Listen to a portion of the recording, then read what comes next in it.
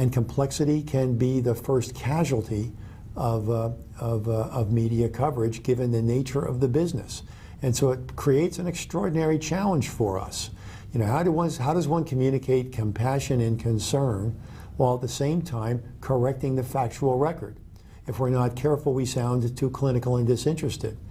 But if we don't get the facts right, our compassion can be seen as cover for avoiding factual explanations.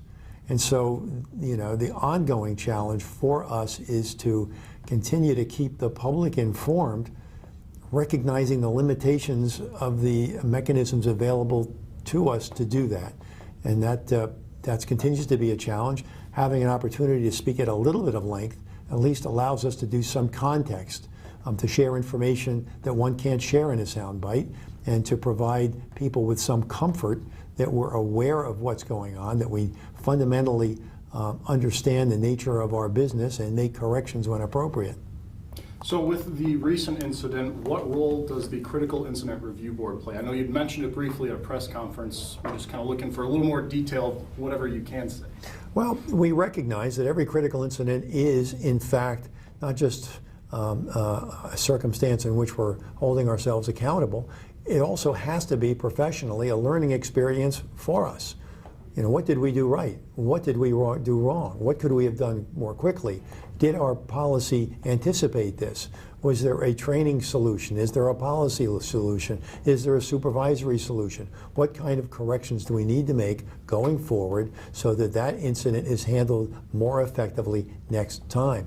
I mean, the nature of our business is we're going to be confronted with things that never happened before.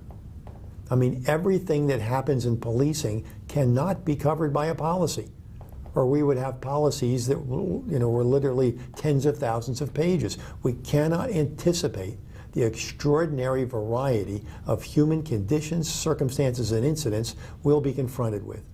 We have to give our officers solid training so they know what to do the vast majority of the time, and when they're confronted with something they've not experienced before, we hope we've given them enough training and policy guidance where they'll work their way through towards the right solution. But that won't always happen. And when we confront one of those circumstances we've not confronted before, then we have to make an adjustment. We have to learn from it. We have to demonstrate from the community that we are paying attention. So do you feel your officers then need more or different training?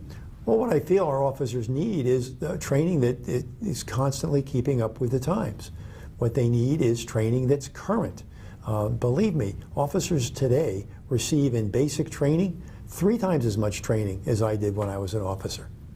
All right? Easily 3 times as much training. There is more in-service training than ever before. There are constantly new topics. You know, before Columbine, there was no such thing as active shooter training. The standard was secure the scene, wait for SWAT. Why? Because somebody's being held hostage for a purpose. It was not a norm that people would enter a premise like that for the express purpose of killing and no other reason. So we had to change all of our training so that first responding officers are prepared to move dynamically as well. Same thing happens in medical circumstances. There are times, I mean, you know, believe me, when I started out as in the police, there was no training about AIDS. It was unknown. It didn't happen. There wasn't as much of a concern about blood-borne pathogens years ago. It was not an issue.